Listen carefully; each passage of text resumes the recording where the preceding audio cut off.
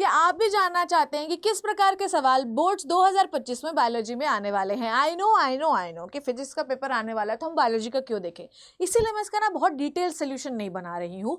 मैं आप लोगों के लिए ना एक बहुत एक्सपेक्टेड वैसा ही पेपर जैसे बायोलॉजी का आता है ना वैसे बना के लाई हूँ, और मैं उसमें ना आपको एक क्विक एनालिसिस करके बताती हूँ कि किस प्रकार के क्वेश्चन आने वाले हैं। ठीक है, तो चलो शुरू करते हैं। Welcome back to my channel, my name is Shipra Tiwari. कैसे हैं आप लोग? बढ़िया, शानदार, जबरदस्त होंगे। सो आज की कहानी जो मुझे सुनानी है आपको सुनना है शिप्रा मैम की जबानी बच्चों। ठीक है लल्ला, तो देखो बेटा, ये देखो ये इंस्ट्रक्शन होते हैं इस तरीके के। ठीक है, मैं इंस्ट्रक्शन पढ़ने में बिल्कुल भी इंटरेस्टेड नहीं हूँ। ठीक है, 70 नंबर का आपका पेपर होता है। ओके, और आपको 3 घंटे में इसको सॉल्व करना होता है।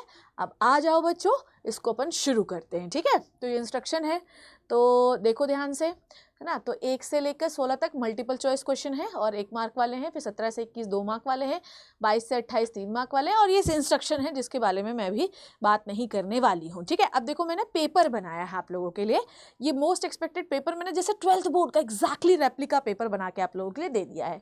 इस पेपर में देखो क्या है बच्चों, इधर आ जाओ, ध्यान से देखोगे तो सब समझ में आएगा, है ना। इधर आ जाओ, तो देखो क्या है, सेक्शन ए है ना, सेक्शन ए में सेक्शन ए है। ओके, तो बच्चों देखो इधर आओ, तो सेक्शन ए में क्या है, देखो 1 2 3 4 ट्रू एंड फॉल्स दिए गए हैं। ठीक है, तो 1 मार्क्स वाला ये ट्रू एंड फॉल्स दिए गए। ठीक है, फिर उसके बाद देखो इस तरीके से ऑब्जेक्टिव क्वेश्चंस दिए गए हैं, ये पूरा ऑब्जेक्टिव क्वेश्चंस दिए गए हैं, और मैं किसी के भी आंसर डिस्कस करने में बिल्कुल भी इंटरेस्टेड नहीं हूँ, क्योंकि इसी चैनल पे ऑलरेडी मैंने आपको 3 सैम्पल पेपर करा रखे हैं, 3 सैम्पल पेपर, और अब मैं नहीं कराऊंगी। ये पेपर मैंने बिल्कुल आप लोगों की तरह डिज़ाइन, मतलब जैसे आपके बोर्ड्स का पेपर होता है वैसे ही डिज़ाइन किया है। इसका प्रिंट आप निकाल लीजिएगा और घर पर रख लीजिएगा। ठीक है, तो देखो 16 तक में असर्शन रीज़न भी मैंने लगा दिए हैं, ये असर्शन रीज़न हो गए। ठीक है, फिर ये देखो मैंने यहाँ पे लगा दिए हैं ऑब्जेक्टिव वाले, लगा दिए, डन। फिर यहाँ पे देखो ये पूरे ऑब्जेक्टिव वाले हो गए। यहाँ पर देखो ट्रू एंड फॉल्स वाला भी एक लगा दिया मैंने, ये स्टेटमेंट ट्रू एंड फॉल्स वाला भी लगा दिया।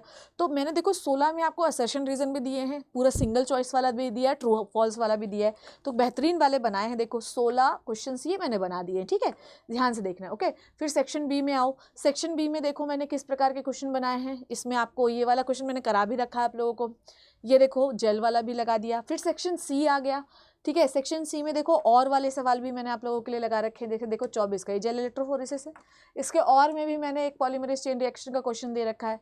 फिर देखो 27 में ए और बी चॉइसेस वाला, चॉइसेस नहीं है, मतलब ए और बी सेक्शन में सॉल्व करना है आप लोगों को, मतलब ए पार्ट भी शो करना है पेडिग्री चार्ट का, और दूसरा inheritance pattern of the disease, मतलब आपको एक हीमोफीलिया का पैटर्न ऑफ डिजीज बताना है। ठीक है, फिर उसके बाद देखो सेक्शन डी है, सेक्शन डी में 29 से 30 है। 29 में देखो 29 सिकल सेल एनीमिया के बारे में बात कर रहा है, इसमें और भी दिया है, थैलेसीमिया के बारे में लिखना है।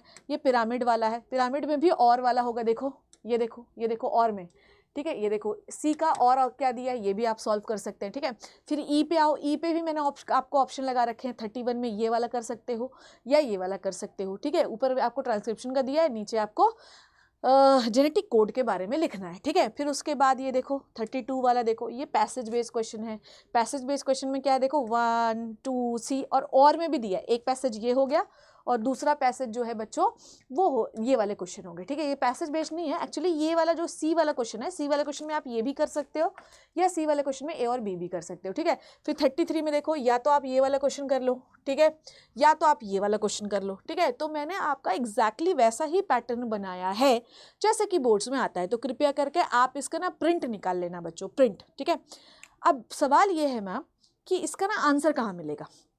ठीक है, आपने क्वेश्चंस तो बता दिए, पर इनका आंसर्स आपको कहाँ मिलेगा। ठीक है, तो आप पहली बात तो आंसर आपको मिलेगा व्हाट्सएप चैनल पे। तो इस वीडियो के नीचे मैंने एक व्हाट्सएप चैनल का लिंक लगा रखा है, तो इस वीडियो का जो आंसर है ये मैं रिलीज़ करूँगी कल सुबह 10 बजे। कितने बजे? कल सुबह 10 बजे मैं इस पेपर का आंसर रिलीज़ करूँगी, तो आप वहाँ से जाके ले सकते हैं, पर कृपया करके व्हाट्सएप चैनल को ज़रूर ज्वाइन कर लीजिएगा। अगर आप व्हाट्सएप चैनल नहीं ज्वाइन करेंगे तो इसका आंसर आपको नहीं मिलेगा। तो लिंक के नीचे व्हाट्सएप चैनल लगा हुआ है, उसको क्लिक करिए, उसको ज्वाइन करिए, वहाँ पर मैं कल सुबह 10 बजे आपको इसका आंसर लगा दूंगी, तो वहाँ से आपको मिल जाएगा। डन, ये है most expected question paper of the class 12th CBSE biology. कृपया करके इसको पढ़िए। मैंने ऑलरेडी 3 सैम्पल पेपर इस चैनल पे करा रखे हैं, चौथा पेपर है, ठीक है। 4 मैं आपको 10 से ज़्यादा 15 से ज़्यादा क्वेश्चन पेपर करा के भेजूंगी। बायोलॉजी में ऑलरेडी बहुत सारा गैप है, तो स्ट्रेस लेने की बिल्कुल भी जरूरत नहीं है। हम एक चैप्टर एक दिन भी करेंगे ना तो भी आपका सिलेबस कंप्लीट हो जाएगा, तो परेशान होने की जरूरत नहीं है। समय समय पर मैं ऐसे प्रैक्टिस तुम्हें कराती रहूंगी, तो परेशान बिल्कुल भी मत होना, ठीक है बच्चों। चैनल को बिल्कुल सब्सक्राइब कर लो। अगर तुम्हें ऐसा लगता है मैम नहीं पढ़ाती, तो मैम पढ़ाती विद्या नीट अड्डा 247 चैनल पे। विद्या दी अड्डा 247 चैनल पे मैं 12th ही पढ़ा रही हूँ, सिर्फ तुम्हारे लिए, कि 12th वालों, नीट वालों, तुम्हारी तैयारी बहुत पुरजोर हो सके। I hope you learn and enjoy the video. WhatsApp channel को जरूर ज्वाइन कर लेना, चैनल सबको शेयर कर देना, सब्सक्राइब कर लेना channel. Thank you so much बच्चों, take care and bye bye.